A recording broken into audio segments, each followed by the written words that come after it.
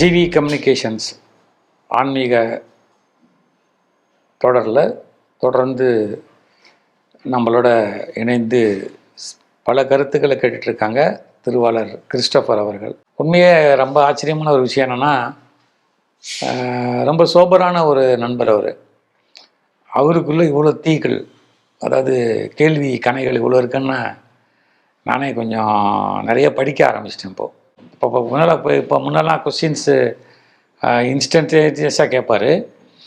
இப்போ நான் அவர்கிட்ட கேட்டேன், சார் கொஞ்சம் அட்வான்ஸாக சொல்லுங்க, நீங்கள் ரொம்ப கேள்வியெல்லாம் கேட்குறீங்க அப்படின்னு. ஏன்னா அவருடைய வட்டம் வந்து ஒரு மிகப்பெரிய வட்டம், சென்னையில் நண்பர்கள் வட்டம். அது வந்து நம்ம சமாளிக்கவே முடியாது. அதனால் சார் இப்போ இன்றைக்கி என்ன சார் கேள்வி சொல்லுங்கள் சார். 2024 நீங்கள் வந்து நிறைய இது சொல்லியிருக்கீங்க. இந்த மழை வரும், வெள்ளம் வரும் அப்படிலாம் சொன்னீங்க. அது உண்மையிலே நடந்தது. அதே மாதிரி எலெக்ஷனை பற்றி நீங்கள் சொன்னீங்க. அதே மாதிரி எலெக்ஷனில் இவங்க வந்துட்டாங்க. இப்போ 2025 எப்படி இருக்கும் அதை பற்றி சொல்லுங்கள். 2025 எலெக்ஷனே 26 எலெக்ஷன், 25 எலெக்ஷன், 25 தான் போகும், 26 வரைக்கும் போக முடியாது. ஓகே. அதாவது தமிழ் மாதங்கள் பிரகாரம் சித்திரை மாதம் ஒரு வருஷம் ஆரம்பிக்கும். சித்திரை டு சித்திரை தான் தமிழ் அப்படின்ட்டு ஒரு விதி. இப்போ 2024 வந்து ஒரு நாடி ஜோதிடர் எனக்கு நண்பர் இருக்கார். அவர் வந்து 24 இப்படி இருக்கும் சார் அப்படின்னு சொன்னார். நானும் கொஞ்சம் நம்பலை என்ன இப்படி இருக்குமான்னு. ஆனால் இப்போ சுற்றி பார்த்தீங்கன்னா 2024 மழை பெய்து சேதங்கள் ஏற்படாத இடமே கிடையாது இல்லையா? கண்டிப்பாக. இன்னைக்கு காலைல நம்ம பேசிட்டு இருக்க காலகட்டத்தை கூட தெலுங்கானாவில் மிகப்பெரிய பாதிப்பு ஏற்பட்டு, இமாச்சல பிரதேசத்தில் மிகப்பெரிய பாதிப்பு ஏற்பட்டு. இப்படியே பார்த்தோம்னா 2024 வரக்கூடிய இந்த ஐப்பசி ஆரம்பித்து தை மாதம் வரைக்கும் சென்னையிலே மிகப்பெரிய பாதிப்பு இருக்குன்னு ஒரு கணிப்பு இருக்குது. இதை வந்து நம்ம வந்து மெட்ரலாஜிக்கல் டிபார்ட்மெண்ட்டில் செக் பண்ணாலும் அவங்களும் சொல்கிறாங்க எஸ் வாய்ப்புகள் இருக்குன்றாங்க. அரசாங்கம் என்ன பண்ணுதுன்னு பார்த்தா அரசாங்கமும் நிறைய முன்னெச்சரிக்கை நடவடிக்கைகள் எடுத்துகிட்டு இருக்காங்க. சரி, இதை வந்து நம்ம இப்போ ஓகே நாடி சொல்லிடுச்சுன்றதுக்காக அதை ஏற்றுக்க முடியுமான்னு கேட்டால் ஏற்றுக்கலாம். ஆனால் முன்னெச்சரிக்கை நடவடிக்கை நம்ம கண்டிப்பாக எடுத்தோம். நீங்கள் ஒரு பார்ட்டாவது என்னுடைய இன்டர்வியூ தான் பார்த்துருக்கீங்க. ஆமாம். பிகைண்ட் ரூட்ஸில் நான் ஒரு இன்டர்வியூ கொடுத்தேன். அப்போ கொடுக்கும்போது பார்த்தீங்கன்னா பல கார்கள், அதுவும் எஸ்பெஷலி இந்த பேட்ரி கார்கள் எல்லாம் சேதமடைஞ்சு இன்றைக்கி வந்து தமிழகத்தில் பேட்ரி கார்கள் இல்லாத பல மாதங்களாக நிற்கிற ஒர்க் ஷாப் நிறையா நீங்களே பார்த்துருப்பீங்க. நிறையா இருக்குது. பார்த்தீங்களா? எலக்ட்ரிக் கார்கள்லாம் நிற்கிது. இதுக்கு காரணம் என்னென்னு கேட்டிங்கன்னா சைனாலேருந்து இம்போர்ட் கிடையாது. இப்போ பேட்ரி காரை வாங்க கதையெல்லாம் என்ன? சரி, இப்போ நடந்து முடிச்ச கதையை பற்றி நம்ம பேசிட்டு இருக்கிறது அர்த்தம் கிடையாது. இப்போது காப்பீடு இல்லாத நிறைய இடங்கள் இருக்குது. வீடுகள், கார்கள், சொத்துக்கள், காப்பீடு இல்லாத குடோன்கள் நிறைய இருக்குது. மினிமமாக நான் ஒரு காப்பீடு அதிகாரின்னு என்ன சொல்ல முடியும்? ப்ராப்பராக இன்சூர் பண்ணிங்கன்னு தான் சொல்ல முடியும். ஒரு பொருள் வாங்கிறது முக்கியம் கிடையாது, ஆசைப்பட்டு வாங்கிறதுல எந்த தவறும் கிடையாது. காப்பீடு பண்ணி வச்சுக்கங்க. மக்களுக்கு வந்து நேற்று கூட ஒருத்தர் எனக்கு ஃபோன் பண்ணுறாரு. ஒரு அம்மா ஃபோன் பண்ணுறாங்க. ரொம்ப கஷ்டமாக இருந்துச்சு எனக்கு கேட்குறதுக்கு. அவங்களுடைய கணவருக்கு திடீர்னு ஹார்ட் அட்டாக் வந்துடுச்சு. கையில் கார்டு இருக்குது, கார்டில் கணவருக்கு கவர் இருக்கா இல்லையா அப்படின்னு கேட்குறாங்க. நான் என்னம்மா புருஷனை காப்பாற்றுவீங்களா இல்லை வந்து கார்டை பற்றி கேட்பீங்களா? என்ன நீங்கள் கார்டு எப்போ வாங்கினீங்க? என் நம்பர் உங்கள்கிட்ட இத்தனை வருஷமாக இருக்குது, இன்றைக்கி நீங்கள் ஃபோன் பண்ணுறீங்களான்னு கேட்டால், ஐயா இப்போ திட்டுறதுக்கு நேரம் இல்லையா, நீ சொல்லுங்கள். அப்புறம் நான் எல்லா டீட்டெயிலையும் வாங்கி, புரிஞ்சிங்களா, அந்த அம்மாவுக்கு ஹெல்ப் பண்ணுறோம். அந்த ஹெல்ப் பண்ணுறது எனக்கு முக்கியம் இல்லை சார். அதில் ஒரு 4 மணி நேரம் போயிடுதுங்க. 4 மணி நேரம் அந்த பேஷண்ட் தாங்கணும்ல. மழை வரட்டும், புயல் வரட்டும், எது வேணாலும் வரட்டும் சார், அதெல்லாம் 2வது பட்சம். என்னை பொறுத்த வரைக்கும் ஒழுங்காக காப்பீடு பண்ணுங்க, இன்சூரன்ஸ் எடுத்துக்கிறோம். புரிஞ்சிங்களா? ஒரு சினிமா படத்துக்கு 200 ரூபாய் டிக்கெட்டு, 200 ரூபாய் கார் பார்க்கிங் சார்ஜு, 400 ரூபா நீங்களே சொன்னீங்க. என்னது? பாப்கார்ன் வாங்கி சாப்பிட்றேன். என்ன பயன் உங்களுக்கு அதில்? புரிஞ்சிங்களா? ஒரு அதிகபட்சமாக போனால் ஒரு 3000 ரூபா ஆகும் சார் உங்கள் வீட்டை காப்பீடு பண்ணுறதுக்கு. கண்டிப்பாக நீங்கள் பண்ணியிருக்க மாட்டீங்க. இப்போ நான் ஆமாம், பண்ணல. கேட்டால் நான் 3வது மாடியில் உட்காந்துக்கிறேன் சார். நீங்கள் கரெக்டா? 3வது மாடியில் இருந்தாலும் ஏதாவது நடக்கும். 3வது மாடியில் இருந்தாலும் ஏதாவது நடக்கும். நடக்கலாம்ல? நடக்கலாம், கண்டிப்பாக. தீ விபத்து நடக்கலாம்ல சொல்கிறேன். ஆமாம். அதனால் இந்த 2025 வந்து என்ன நடக்க போகுது அப்படின்ட்டு நான் உன்னிப்பாக படித்தேன். ஐரோப்பிய கண்டத்தில் மிகப்பெரிய சண்டைகள், மிகப்பெரிய ஒரு அமைதியின்மை ஏற்படும் அப்படின்னாங்க. இந்த யூரோப் கண்ட்ரிஸ் என்னன்னு எனக்கு சரியாக புரியல, உண்மையை நான் ஒத்துக்கிறேன். இந்த யூரோப் கண்ட்ரியெல்லாம் பார்த்துக்க சொல்லுங்கள். அங்கே போகிற மக்கள்லாம் வேண்டாம், அமைதியாக இருக்க சொல்லுங்கள். ஒரு பழமொழி இருக்குது, தான் அழியறதுல வனத்தையும் அழிச்சுட்டான் ஒரு குரங்கு.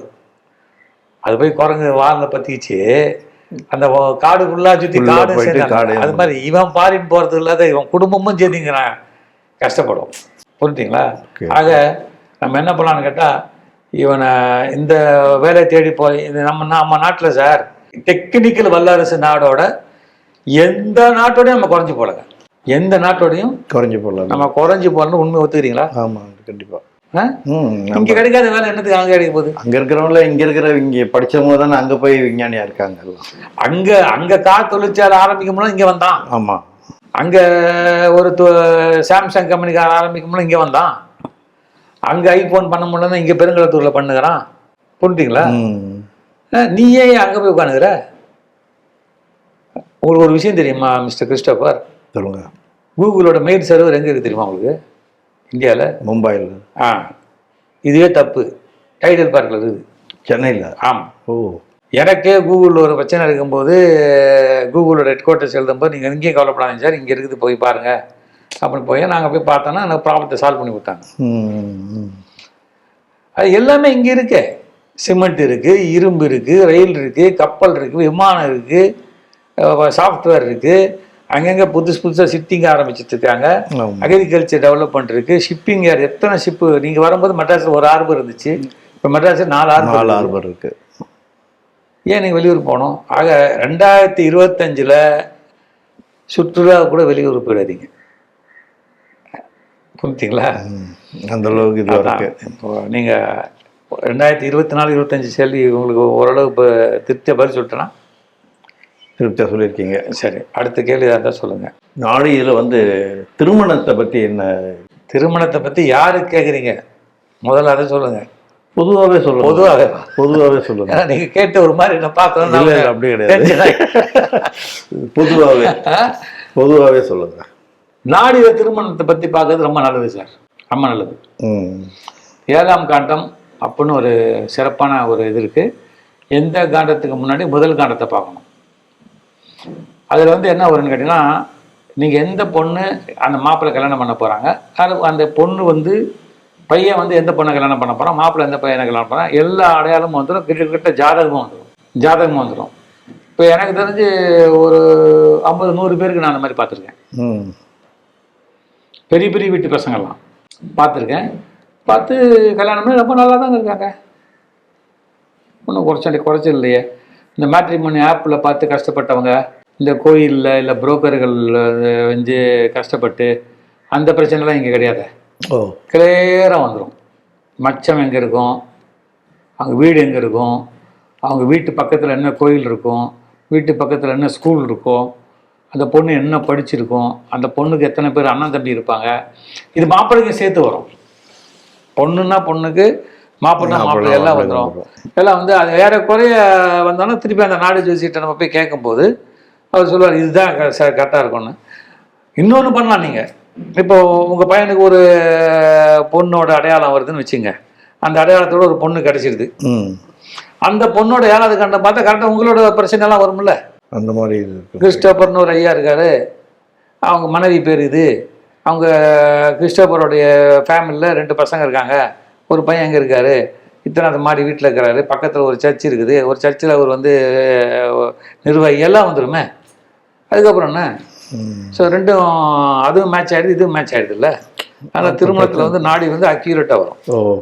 அதே மாதிரி கல்வியில் மேலை நாட்டில் போய் படிக்கிற கல்விங்கள் மேலை நாட்டில் கல்வி மட்டும் இல்லை, வேலை வாய்ப்பும் சேர்த்து தான் நீங்கள் கேட்கலாம். ரெண்டும் சேர்த்து சொல்லுங்கள். சில பேருக்கு இப்போ ரொம்ப பாசிட்டிவாக வரும். எனக்கு தெரிஞ்சு ஒரு டாக்டர் போனார், அவர் பேர் மிஸ்டர் சந்தோஷ். என்ன பிரெயின் சிறு குழந்தைகளுக்கு பிரெயினில் வந்து இல்லை சர்ஜரி பண்ணுறதுல அவர் நம்பர் 1 இந்தியாவில். அவர் எனக்கு ஒரு 30 வருஷமாக தெரியும், எனக்கு அவரை 40 வருஷமாக தெரியும். அப்போ சின்ன பையனாக படிக்கிறதுலேருந்து தெரியும், ஸ்டேட் ஃபஸ்ட்டு. அவர் போகும்போது அவர் நாடி பார்க்கல, ஒரு நல்ல அஸ்ட்ராலஜிட்ட பார்த்தாரு. அந்த அஸ்ட்ராலஜிட்ட பார்க்கும்போது அவரே சொல்லிட்டார், தம்பி நாங்கள் போனால் இருக்க மாட்டேன்ட்டார், நீங்கள் திரும்பி வந்துடுவேனாரு. நான் என்ன சந்தோஷம் இப்படி சொல்கிறீங்க, நீங்கள் போகணுன்ற. லண்டன் போனார், ஊறப்பட்ட சர்ஜரிலாம் பண்ணார், ஆனால் அவருக்கு அங்கே பேரே கிடைக்கல, திரும்பி வந்துட்டார்.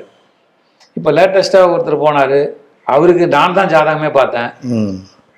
அவரு ஒரு மருத்துவ சம்மந்தப்பட்டது தான், ஆனால் மருத்துவமே இல்லாத ஒரு வேலை கிடைக்குதுன்னு போனார்.